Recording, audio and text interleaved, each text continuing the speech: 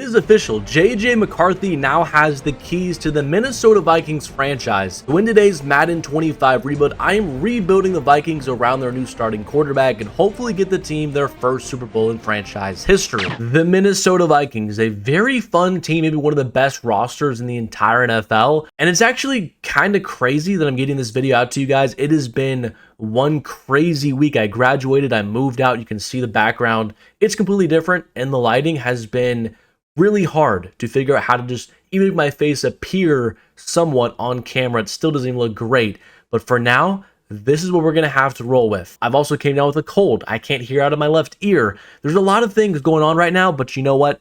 The grind continues, and today we are focused on the Minnesota Vikings and JJ McCarthy. Now we see this offense and it's really good. Justin Jefferson, Jordan Addison, Aaron Jones, but he is getting up there in age a little bit. We did trade for Jordan Mason in the offseason. He's a part of the roster as well. The offensive line sneakily had a lot of upgrades, stealing 2 players away from the Indianapolis Colts and Will Fries and Ryan Kelly. Donovan Jackson was the first-round pick for the Vikings and one of the best tight ends in the league still. TJ Hawkinson rolling. And on the defensive side of the ball, a couple of upgrades as well. Javon Hargrave, Jonathan Allen. The Colts are going all in on this kind of rookie quarterback window that they have, and I frankly love it. I would say the defense definitely needs a couple more pieces compared to the offense. I think we need a stud cornerback.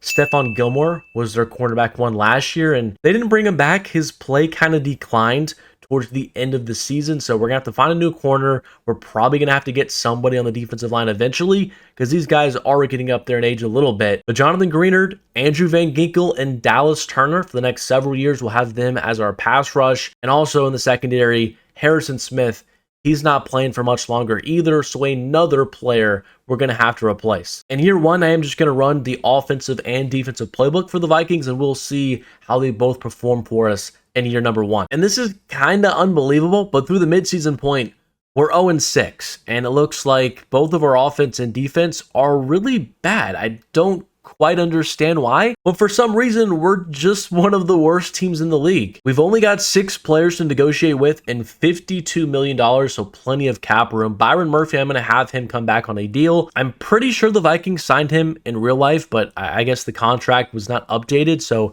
we're just going to sign him to a 3-year deal anyway. Now, Aaron Jones, I might just check his trade value at the trade deadline because we're just not going to make the playoffs or at least make a lot of noise in the postseason if we sneak in. So we might trade him. And then the rest of these players, not interested in bringing any of these guys back. So we'll have $42 million to spend in free agency. And some of these trades are honestly laughable. T. Higgins and a 3rd-round pick for Aaron Jones. We have Jerry Jeudy, a ton of picks. We have Zion McCollum and a 2nd-rounder from the Bucks. The Rams are willing to part ways with Ahkello Witherspoon and their 1st-rounder for a 30-year-old running back. Come on. I'll make it a little bit more fair and take a 3rd and 7th rounder from the Cardinals. Probably still wouldn't go through in real life, but it's way better than some of those Madden trades. We'll get back a 3rd-round pick. I guess Aaron Jones was just the locker room cancer because we went 8-9, so 8-3 down the stretch. Still not enough to make the postseason. Actually, 5 games behind the Green Bay Packers for the 6th seed, and 3 games behind the Dallas Cowboys, who went 11-6. So we weren't even close this year. Our defense really turned it around, was top 5 in the league, and our offense just stayed really, really mid, which that just cannot be the case when you have all the weapons that we do. And taking a look at the numbers, JJ McCarthy, I checked his stats midway through the season. He had 11 touchdowns to 12 picks. He was on a tear the second half of the year, 4,000 yards, 35 touchdowns to 21 interceptions. On the ground, we didn't have much of a running game. Jordan Mason led us with 743 yards and 8 touchdowns. But receiving-wise, Jordan Addison in the slot absolutely cooked for us. I just hate that since we don't have Jettas in the slot, he just doesn't produce whatsoever. This is just not realistic at all. But I guess this means next year we're putting Jefferson in the slot because we're just not utilizing his skill set. Defensively, Jonathan Greenard had 11.5 sacks. Jonathan Allen had 7.5. Andrew Van Ginkel had 7. And picks-wise, Blake Cashman led us with 3. Isaiah Rodgers Sr. had 3. And Byron Murphy also had 2. Just a quick look at the playoff bracket. The Philadelphia Eagles were the number 1 seed in the NFC. Not really much to take a look at here since we did not make it, but hopefully we do not waste more years of JJ's rookie skill deal. And the Cincinnati Bengals won the Super Bowl 48-42, and Joe Burrow took home Super Bowl MVP. Travis Hunter won Offensive Rookie of the Year, and Tarheeb Still of the Chargers won Defensive Rookie of the Year. And Von Miller, why does he join the Dolphins and just kill it every single one of my rebuilds? It's kind of hilarious. Now, our last look at players to sign, Jalen Redmond, he's going to walk. Bo Richard, he's going to walk. And yeah, Brett Rippon, Ryan Wright, all these guys can hit free agency. And this free agent class is not great, and we don't really have a ton of interest since we did not make the postseason. So I think because of that, I'm just going to save my money for the next couple of years, and we're just going to go ahead and move on to the NFL draft. And the first order of business is moving up 6 spots with the Falcons, giving up 3 5th-rounders and a 4th-rounder next year to get it done. I guess I wasn't entirely aware of how small the draft capital was for the Vikings this year, so we're only going to be able to make 1 pick in this draft. And the reason I did that was because the Falcons were expected to take Devontae Poe here from Wake Forest, and he is by far the best player left on the board and the best cornerback. I was like, you know what? Instead of reaching and taking Dobbins here, let's trade up and get one of the best players in this draft in Poe. So we're going to draft him here, and we just got ourselves our new cornerback 1. He's actually number 2 in true value, the 3rd corner off the board, and he's got 95 speed, 93 acceleration. This kid's a stud. Obviously wish we had more picks, but just getting Poe here, who's an 81 overall, is an insane get for our secondary, and it's really going to help us out a lot. And I guess these 2 other cornerbacks were really good. Johnston here and Simmons were both in the 80s. And then even this Dobbins kid, who I was kind of hating on, he's a 77 overall, and the Falcons still got him. And so the team this year is really not that much different. We didn't sign anybody in for agency. We only had 1 draft pick. But if we can continue where we left off the second half of last year, we again could be a playoff team and a very scary team. This will be the 2nd year of JJ McCarthy starting. He had a rough beginning of the season, but really turned it on late and became one of the best quarterbacks in the league down the stretch. I'm going to have Jefferson in the slot this year. The offensive line is a brick wall up front. Jordan Mason is our week 1 starter at running back. And defensively, we are seeing Phillips and Harrison Smith have some pretty drastic drop-off. So we're going to have to replace these guys next offseason once we have a bunch of cap space and draft picks. But for now, our defense, again, should still be pretty good now that we have Poe and Murphy in our secondary. It's pretty exciting. Because of how we ended the season, I am going to keep the playbooks the same, but I'm keeping a close eye on it. And through the midseason point, at least we're not winless. We are 4-3, and our offense is actually top 5 in the league. We actually have the best rushing offense, which is weird. Our defense is leaving some to be desired, but at least we are in the thick of first place in the NFC North. We do have 19 players to sign, and our cap space is down to 30 million. I do want Ivan Pace back. I'll offer him a 4-year deal. He will sign. Josh Metellus is a very good safety for us, really the only one on the team who is still in the prime of his career. He won't sign, but he's close. And Andrew Van Ginkel, he wants a bag. I don't currently have the money to pay him. He's also 30 years old, so this is going to be interesting once we reach the offseason if I do want to pay this or not. Because again, we do have Dallas Turner kind of waiting in the wings to take over for him. And look at the Minnesota Vikings go. 11-6. We won the division. We are the number 3 seed in the playoffs. The Buccaneers went 14-3. Same with the Dallas Cowboys. That's kind of crazy. But stats-wise, JJ McCarthy had himself one heck of a season. Not as many passing yards with 3,600, but 39 touchdowns to 11 interceptions is very, very good. On the ground, Jordan Mason, he did crack over 1,000 yards and 8 touchdowns. You love to see that for us. Receiving, Justin Jefferson was in the slot. He was over 1,000 yards and had 15 touchdowns.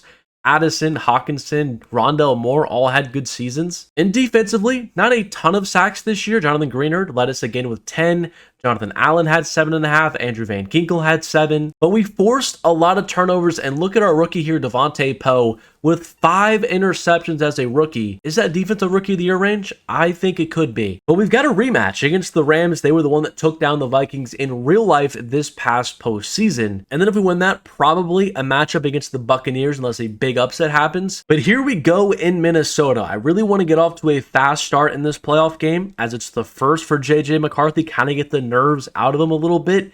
And we're starting off with a 3-point lead, which is pretty good. Our defense is playing really well against Stafford. As I say that, they're going to tie it up. And again, they are moving it down the field, but it looks like we escape it. And at half, it's 3-3.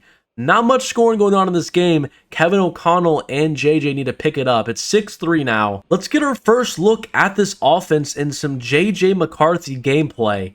We're going to run some play action here and maybe find Justin Jefferson. There he is, wide open. We're going to throw it. He's going to hold on, and Justin Jefferson is plowing forward inside the 5. And it doesn't look like JJ McCarthy is playing well today. Has 2 interceptions, no touchdowns. But how about we change that here again on play action? And I don't see much open. I'm just going to throw it away. Now 2nd and goal, we've got Addison on the slant route if we want it, and I'm just going to check it down to our running back here a little late, and it's incomplete. So now we've got 3rd and goal at the 4, just like that. Can we please punch it in here? Again, not much open. I'm just going to fire it here, and it's going to be held on to by Hawkinson, and we got a lead now. Now can our defense get one stop? And it looks like we can. We've got a 4th and 17. Brian Flores has his troops playing awesome today. Holding Stafford and McVay to 3 points is fantastic. And that's just going to about do it here in Minnesota. The Rams are not going to be able to score. And we're going to win our first playoff game of this rebuild. 13-3 at home. Definitely want our offense to perform better than this, but what a performance from our defense. And so we are going to be facing off against the Buccaneers. They destroyed the Giants 27-7, but the Eagles, they did upset the 49ers in the 5 versus 4 matchup. So if we do advance in this game, we're going to be facing off against an NFC East opponent, and it looks like the Bengals and Joe Burrow are trying to go back-to-back as the #1 seed again on the AFC side. Now, this Buccaneers team has been really good back-to-back years, and they're starting off with a touchdown. If we're going to win this game, JJ McCarthy has to play a lot better. We can't be turning the ball over. We can't be struggling in the red zone. And so far, we just can't keep pace with Baker Mayfield and this high-powered Bucs offense. It's going to be 17-14. Just as I say that, Josh Metellus just had an interception and a long return, setting us up in the red zone. And why not try to find Justin Jefferson here on a little slot fade? We're going to lob it up, and how is that not pass interference? He just completely pushed Jettas off his route. It wasn't even close. And we're going to try this again here. 2nd and 10. Just going to find Hawkinson underneath here for a nice gain. And now we're knocking on the door on 3rd and 4. Addison, beautiful out route. It's too easy. He's in the end zone. And we're up by 10 points. And the Buccaneers offense just can't do anything. Our defense, again, led by Brian Flores, is playing great football. But as I say that again, the Buccaneers are moving it. I'm going to run commit here. Could be a little bit risky, but Bucky Irving, I could see him getting a touch here, and it's going to be a pass. Baker Mayfield, he's going to fire it, and it's going to be caught for the 1st down. And he also leans forward for a couple more. So we've got another key 3rd and 6 here. The Buccaneers are trying to take the lead. It's going to be some play action and right to my user, but it's not picked off. I was right there with Blake Cashman. Didn't get the animation, and now the Buccaneers are inside the red zone with 7 minutes to go in the ball game. Here comes their tight end in motion.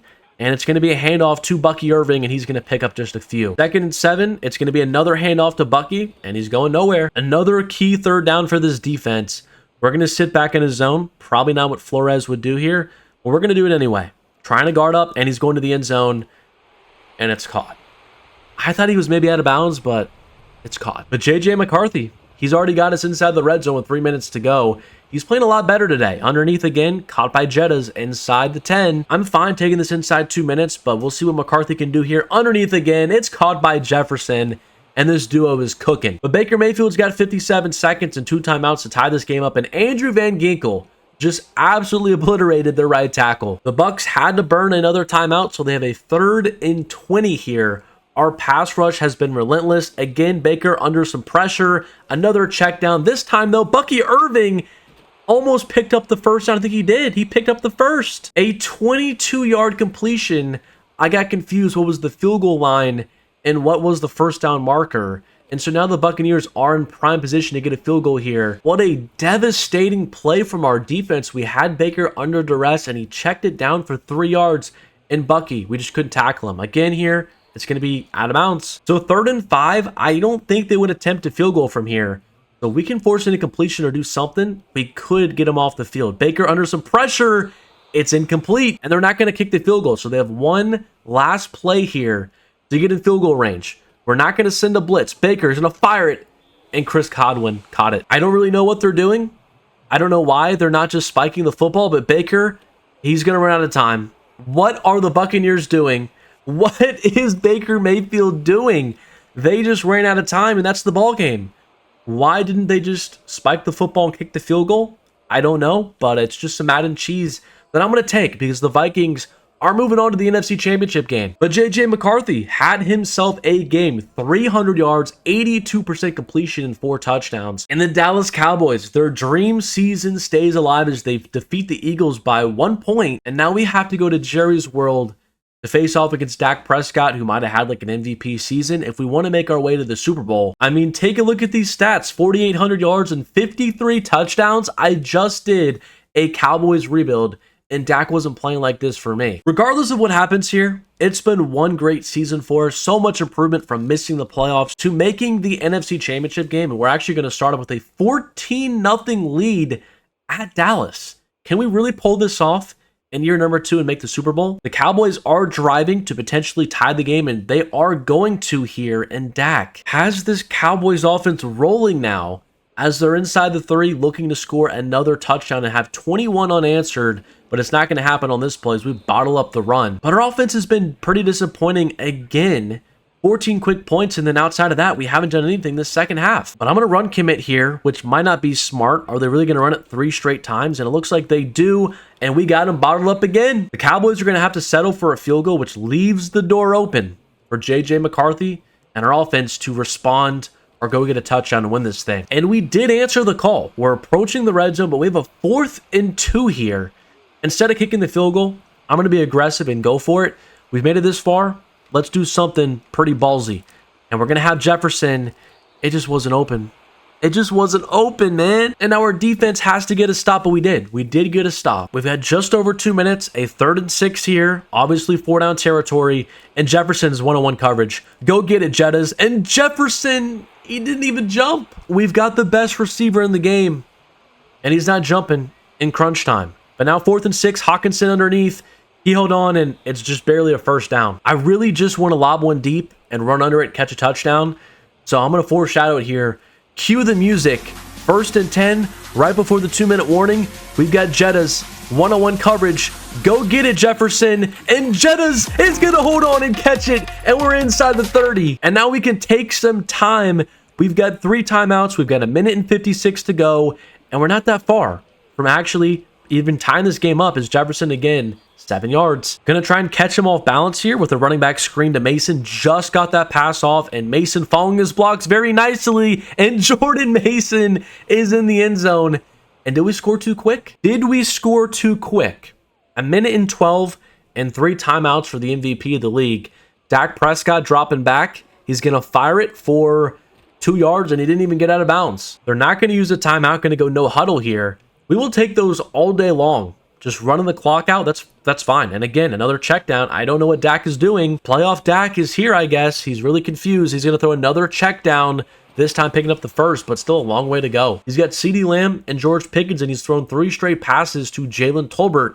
And now Dak again, plenty of time, and he's going to run for this, pick up 8 yards and have to use a timeout. 2nd and 2 now for Dak. The blitz comes and another check down. I mean, I'm fine with it. I would just be pretty infuriated if I was a Cowboys fan here, because what is Dak doing? Another blitz from Flores, and this time Andrew Van Ginkel, he gets home, and that's gonna just about do it here as long as we just don't get beat deep. I'm gonna hop in, ensure we can get a stop and find ourselves in the Super Bowl. Dak under some pressure again, and he goes down, and that is gonna be the ball game.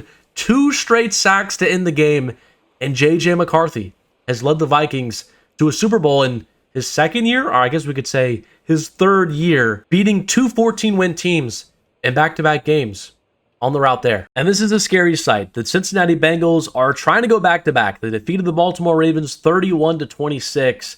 They're again the #1 seed in the Super Bowl. They went 14-3 on the season as well, and this is why. 4,700 yards, 53 touchdowns, 5 picks for Joe Burrow. He is cracked on this file. I guess they also picked up Amari Cooper, and he had 1,300 yards and 18 touchdowns for them. I don't know why they needed even more weapons, but that's going to be fun. But here we are in Levi's Stadium, home of the 49ers, led by our 3rd-year quarterback, JJ McCarthy, against maybe the Dynasty Bengals here. They've got experience in this game. We do not, and that means that we're going to have to, I would say, stop the initial avalanche. And so far, it's not going well. It's 14-7. We do get on the board, but Joe Burrow and this offense is just so good. We can't stop him at all. The only way we're going to win this is if McCarthy just has himself one of the best games of his career, and we are approaching the end zone again. I'm going to fire underneath here to Rondale Moore, who's going to hold on and break the tackle, and Rondale Moore is going to fight into the end zone.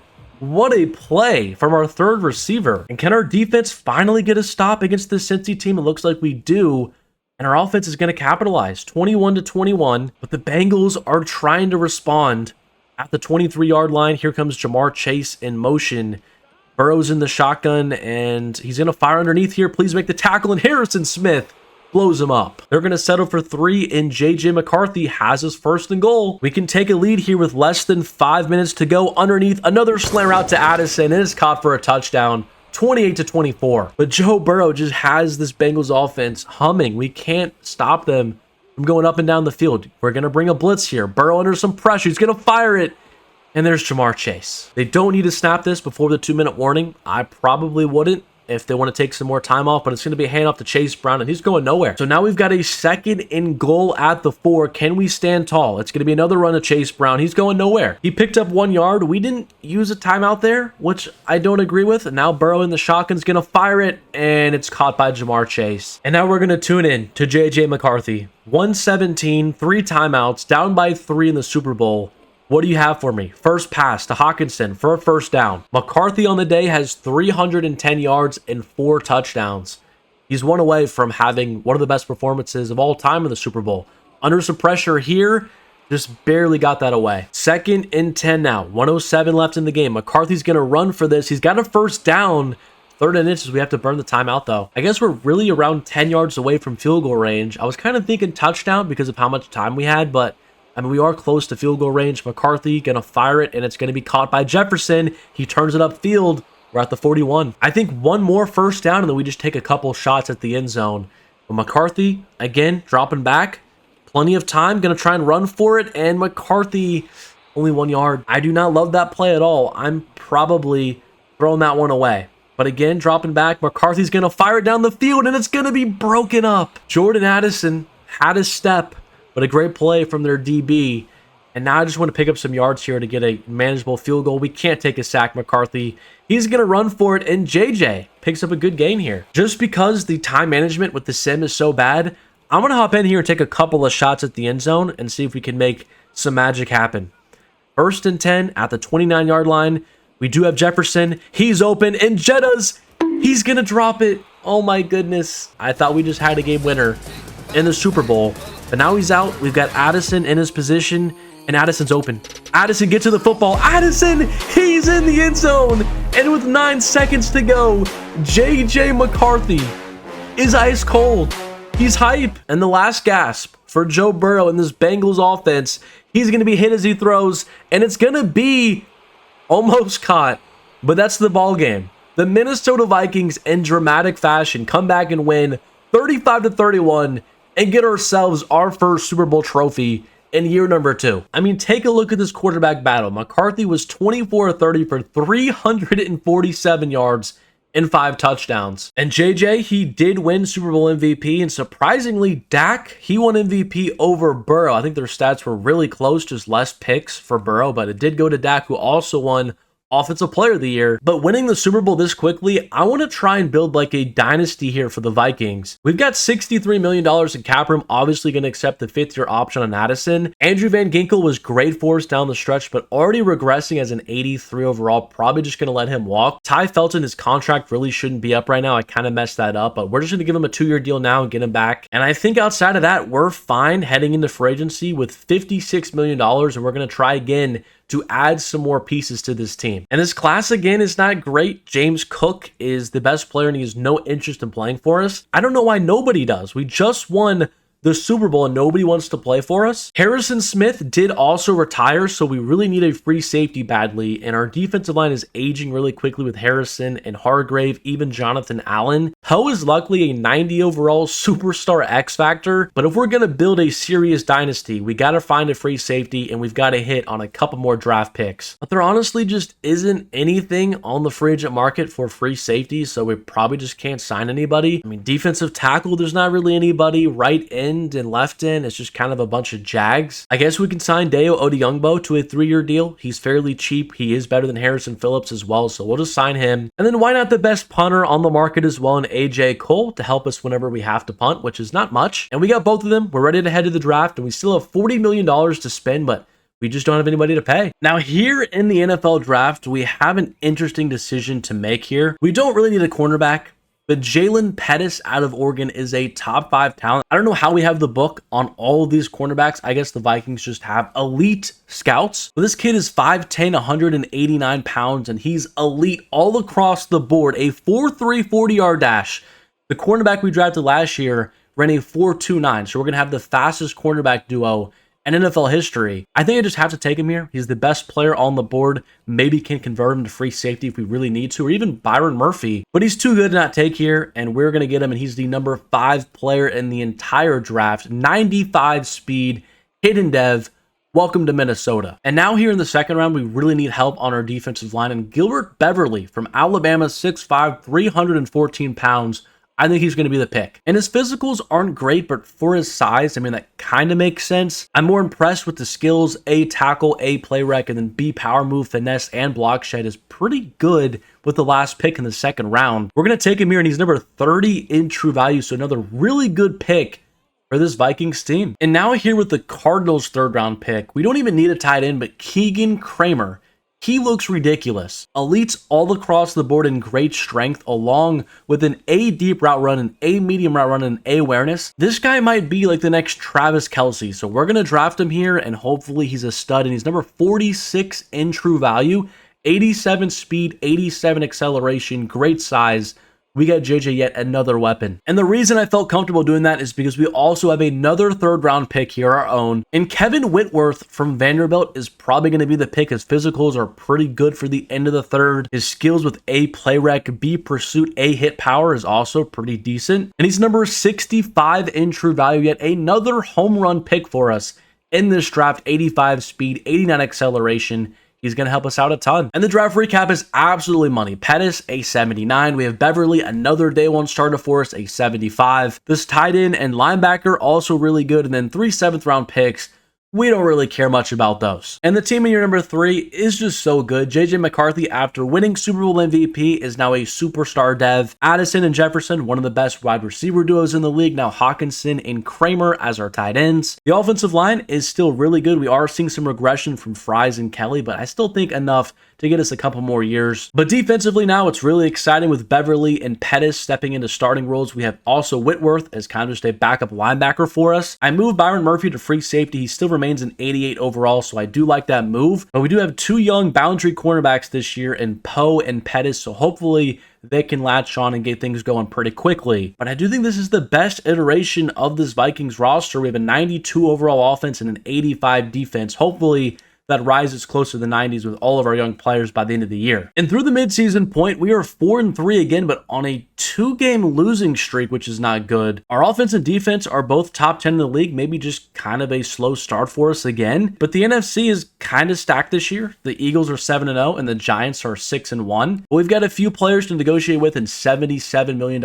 in cap room. Jonathan Allen, I do want back, but I think a 2-year deal is probably the max I want to do. He will sign though. Jordan Mason has been good. I'll give him a 3-year deal, I guess, and he'll come back. Will Fry, still in the prime of his career. I'd love to get him back, and he will sign as well. Brian O'Neill won't be accepting the offer right now, but we'll get him in a couple of weeks. I think Rondell Moore is expendable because we do have Felton as our wide receiver 3. We will sign Isaiah Rodgers back on a 1-year deal, just as our cornerback 3. And I think outside of that, we're pretty much fine with the rest of these guys walking. We again in the season 11-6 in first place in the NFC North. Only the number 3 seed this year. The Philadelphia Eagles went 13-4 as they're trying to get back to the Super Bowl. But it looks like our defense was really good this year. Our offense kind of took a slight step back. But it wasn't because of JJ McCarthy. He had 3,900 yards, 44 touchdowns to 9 interceptions. It's the running game. Jordan Mason only 992 yards and averaging 3.8 yards per carry. That's not good enough. Jefferson had another really good season. Rondell Moore was our second leading receiver, not Jordan Addison for some reason. But Hawkinson also had double-digit touchdowns this year, one of the best tight ends in the league. And defensively this year, not as many sacks without Andrew Van Ginkel, but Jonathan Allen led us with 9.5. And not as many turnovers forced as well, 4 for Blake Cashman, he led us. And our young cornerback duo had 5 combined in Poe and Pettis here, but not too much out of the ordinary here in the playoff bracket. We're going to be facing off against the Cowboys in a rematch game in the wild card, and then probably the 49ers in the divisional round. So it's not going to be an easy route if we're going to make it back to the Super Bowl again this year. The Cowboys are looking for revenge, and so far, we're putting the hammer down. 7-0, and I guess Cowboys are going to answer fairly quickly and make it 7-7. But as long as our offense and JJ McCarthy keep scoring, I trust our defense to get a couple of stops. It's 17-14 now as we approach halftime, and the Cowboys do tie it up going into the break. Let's hop in here on this third down on our first drive out of halftime and see if we can pick this up. I'm going to fire it here, and that was a bad throw. Just not a good read. Intercepted. The Cowboys are going to take over. And now hopefully our defense can get a stop. It looks like they did. And not a lot of scoring going on in the second half, but we are going to punch it in, take a lead here, but here come the Cowboys. They've got a 4th and 5 inside our red zone. We're going to hop in here, try and get a stop, and Dak is under some pressure, but he finds they're tied in for a first. They do punch it in, and JJ McCarthy, it's time to have a little bit of redemption here and go get ourselves a game-winning drive. We got plenty of time. I see Jefferson with one-on-one coverage, and Justin Jefferson, he makes a huge catch, and we're in field goal range. Well, 8 seconds left. Will Reichardt is on for the field goal, and it's right down the middle. Just don't allow some crazy thing to happen, and we're moving on. The Cowboys and Dak have one last play, and as long as we don't get Madden cheesed here, we're fine. He's going to go deep, and it's going to be to CeeDee Lamb, swatted away, and that's the game. The Vikings, again, moving on the division round, and we'll see if we're playing at home or maybe traveling to San Fran. And we did see an upset. The Packers took down the 49ers 35-14, which means we get the Atlanta Falcons at home again, so another home playoff game. And this is a battle of a couple of, 2024 NFL draft quarterbacks, Michael Penix and JJ, going back and forth. Early in this game, it's 14-7. Penix is going to try and answer in, make it 14-14. We got ourselves a little bit of a shootout here, but a 3rd and 9, and Jordan Addison, he had a step, but the pressure got there. And now we need some stops from our defense, but we can't get any. What is going on, Brian Flores? Can we get our defense to figure it out? It's 21-14 at half. We still can't score any points. And entering the fourth, the score hasn't changed. The Falcons have a 3rd and goal at the 5. Penix is going to fire it, and it's caught for a touchdown. The 9 and 8 Falcons are closing in on an NFC Championship game appearance if we can't have a miracle here. This first play, it's going to be caught by Rondale Moore. I honestly thought he was going to drop that, but luckily he didn't. If we can score quick here, we still have a chance. I probably will go for 2 as well. We're going to find, again, Rondale Moore. And look at Rondale Moore break away. Juke inside, and Rondale Moore is inside the 5. We're giving ourselves a chance here. I like Hawkinson on this little in-breaking route, and it's not going to be open. Actually, it is coming late. And JJ, oh my goodness, off his back foot. And it just wasn't accurate enough. And that's going to do it. That hurts. And the Minnesota Vikings come up short this year. Just did not have the offense in this game.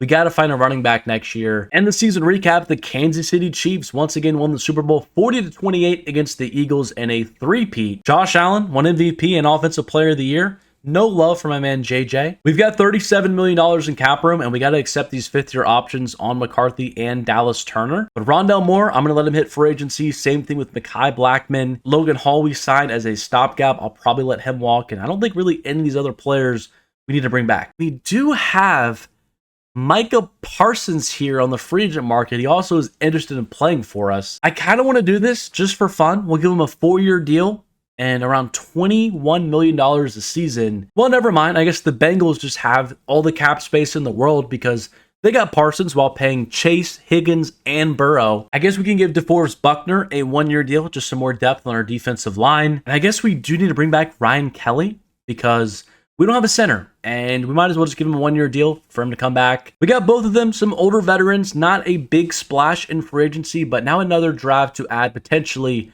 a couple more studs. Before the draft begins, I'm going to make a blockbuster trade moving up into the top 5 with the Seattle Seahawks. We're trading this year's first, next year's first, a 3rd, and a couple of just backups on our team. I love surprising you guys with my draft picks, and it's going to be Marion Stoudemire here from FAU. He's 6'1", 221 pounds, and ran a 4.45 40-yard dash. A awareness, A break tackle, A carrying, A juke move. This guy is just insane. He's number 2 in true value. I made a move for the biggest missing link on our team, and now we have ourselves like a mini Derrick Henry. We need another middle linebacker, and I think Tim McMillan can play that position for us. He's got elite acceleration, elite agility, great speed, and he's also got A awareness, A pursuit, A zone, and B man. This guy just seems like a great coverage player for us. And he's actually only 116 in true value. I'm actually really surprised about that. And the draft recap is interesting. I mean, Stoudemire is a stud, 82 overall right out of the gates. He's going to be one of the best running backs in the league. McMillan is a decent player at his 71, and then the CPU really struggled with our last 4 picks. But here's a look at our roster heading into year number 4. I think our offense is exactly the same outside of Stoudemire,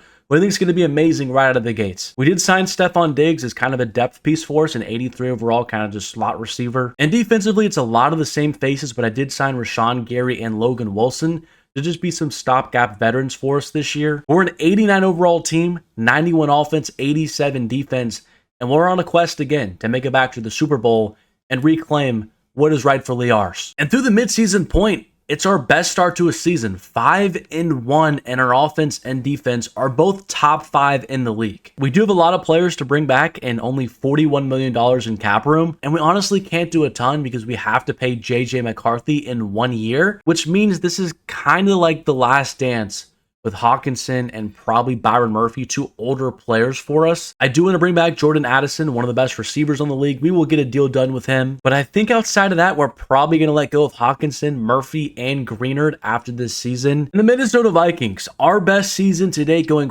14-3, the number 7 offense and the number 3 defense in the entire league. JJ McCarthy, another great season, 4,100 yards, 36 touchdowns to 12 picks. The rushing game was so much better this year, and this is why we traded so much to get Stoudemire. 1,000 yards and 11 touchdowns this year. Jordan Mason, just way more efficient in his running back 2 role. Receiving wise, Jefferson was generational like always. Diggs was actually our second leading receiver, which is kind of funny. But defensively, Dallas Turner kind of breaking out this year, 10.5 sacks. Greenard had 10 himself. Our pass rush was really good. And the interceptions were really spread out for us. Ivan Pace led us with 3, and then Metellus and Murphy with 2 each. But we are the number 1 seed, which means we do get a first round bye, which is really awesome. We only have to win 2 playoff games before making it to the Super Bowl. And in classic Dallas Cowboys fashion, as the number 2 seed, they lose to the Falcons, who are the number 7 seed, 9-8 once again. Just such a scary team for whatever reason. But this is actually revenge, because last season,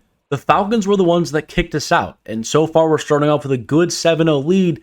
I don't know what it is. Michael Penix Jr. is just generational against our defense. We will tie it up 14-14, but we can't get a stop. 21 points allowed in the first half is just unacceptable. Our offense is going to keep us in this game, but eventually we have to stop Michael Penix. I'll hop in here and try and get a stop on this 3rd and 13. It is going to be a run to Bijan, surprisingly, and he's going to pick up a decent amount, but they got to kick a field goal. And now, can our offense take the lead? We cannot, but we're around midfield. We still can't capitalize. So you know what? Let me hop in here and try and get us a touchdown to ice this game, because the Falcons, for whatever reason, are so annoying. But here's TJ Hawkinson for a big first down. Now 1st and 10. Again, Hawkinson over the middle of the field. It's going to be caught. A beautiful catch.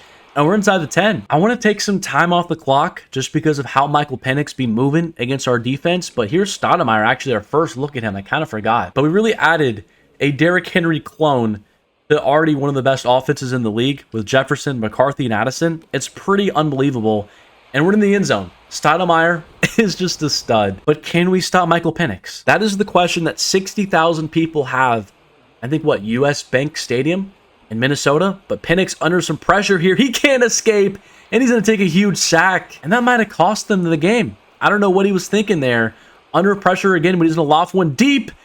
And it was almost caught. Just don't get beat deep, and we're going to be fine. We're going to send a blitz in Brian Flores fashion, and Dallas Turner, he gets home. And we got our revenge. 35-24, taking down the Falcons, and we're moving on back to the NFC Championship game. And I guess technically we catch another break because the 6th seed Philadelphia Eagles are going to be our matchup in the NFC Championship game, but they're always so good. This isn't really a huge break. But here we go against the Philadelphia Eagles. I know that their record isn't great, but they still have so much talent. I don't want to sleepwalk in this game here. And so far, it is 7-3. We're trying to go in the end zone. We're going to make it 10-7, but can our defense stop Hurts? We can't. It's going to be 21-10 at halftime. I guess we're going to make a field goal, it looks like, to go into half. But not a great showing from our defense early on. We're going to have a little play action shot here with JJ McCarthy and Addison. We're just going to throw it to Diggs, actually, wide open. And Stephon Diggs, with his resurgence in Minnesota, is in the end zone. We did get the 2-point conversion, but the Eagles go right down the field and score another touchdown. We're going to answer no points scored, and then here come the Eagles again. Our defense is just getting shelled. But you know what? We got 2 minutes. We got all the weapons in the league. And if we score, we're going for 2. There's Jefferson right up the seam. Huge conversion. Still got plenty of time, 1:55. I almost want to take some time off the clock with how the Eagles offense is playing. So we are going to stay in chew clock, but have to be smart about it. Again, underneath here to Jefferson, who breaks a tackle there and picks up another huge gain. Inside 40 seconds now, Stephon Diggs, slant route again. Another nice completion. Gonna go no huddle here. And that actually took off a lot of time on the clock. We got to get this ball off quick. McCarthy's gonna snap it, and I'm going to fire it to Hawkinson. Off balance. It's incomplete. That was really bad time management. So now we got 2 plays. It's going to be a quick fire here to Hawkinson. I think just going to have to lob it up. It's incomplete. 1 second left. And ladies and gentlemen, here's the ball game. 4th and 3. We need 10 yards. We've got Jefferson on the slant route. I'm going to lob it up. And Jefferson, it's incomplete. And the Philadelphia Eagles upset us on our home turf, 35-28. Another super disappointing end of the season. The Eagles did go all the way. I guess it was just their year, winning 40-34 against the New York Jets. We finally got an award. Kevin O'Connell won Coach of the Year after we got the #1 seed. And now here's our last look at players before they hit free agency. Devontae Poe going to accept his 5th-year option. TJ Hawkinson, we're going to have to let him walk. Same with Byron Murphy. Jonathan Greenard. It's tough. We're losing some talent here, but we got to be prepared to sign our quarterback next year. But now what I'm going to do is just sim the next 10 seasons and see how the rest of JJ's career plays out with the Vikings. Obviously, just changing all of these to auto so the CPU has full control over the next 10 years, but we'll see now what we can do. I do want to show you guys one last look at the roster before I jump cut to a 10-year leap. But JJ's a 97 overall superstar. You see the receivers, Jefferson, Addison, the offensive line. I guess Ryan Kelly did retire. But our defense, aging kind of quickly. Good secondary. Really our 1-star in Poe here, a 93 superstar X Factor. But I'll be interested to see how many players currently on this roster are here in 10 years. Well, the 10-year sim is done. And we're an 85 overall, which isn't great. But let's take a look and see who is still on this roster. And JJ McCarthy is still here. He's a 90 overall star dev, but no signs of really anybody else. Addison and Jefferson are gone. Our running back, Stoudemire, is gone. The offensive line is completely different, but still pretty good. And the defense is entirely new names and a superstar X Factor cornerback. I think it's fair to say that JJ McCarthy is a borderline Hall of Famer. Almost 51,000 passing yards, 457 touchdowns, to 125 picks. You also add in 3,600 yards on the ground and 38 touchdowns, and he could potentially get in. It does look like Jefferson and Addison have retired, so we can't see what their stats are, which kind of sucks. But McCarthy is our all-time leader in pass yards and pass touchdowns. Stoudemire didn't break any of Peterson's rushing yards or touchdown records, but Jefferson, he owns all of our receiving records with yards, touchdowns, and receptions. And it looks like 2029 was the best season for this duo. McCarthy had 45 passing touchdowns, and Jefferson had 22 of them. But did we win another Super Bowl over those past 10 years? In 2028, we did not. The Carolina Panthers did. In 2029, it was the Buffalo Bills. In 2030, it was the Cincinnati Bengals again. In 2031, the Bills again. In 2032, the Raiders won a Super Bowl. Coming down to our last 4 years, the Bengals won again. The Seahawks won. The Colts won a Super Bowl, and Anthony Richardson won both MVPs.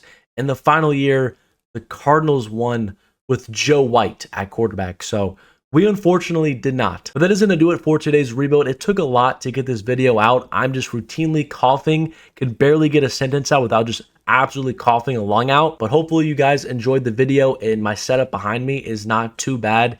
This might be the scenery for a little bit as I still kind of get adjusted to, I would say, my new life. But let me know in the comment section down below what you think about JJ McCarthy and the Vikings and what team you want to see me rebuild next. I would love to know. But subscribe to the channel if you are new. Drop a like on the video if you did enjoy it. And as always, thank you so much for watching, and I'll catch you guys in my next rebuild.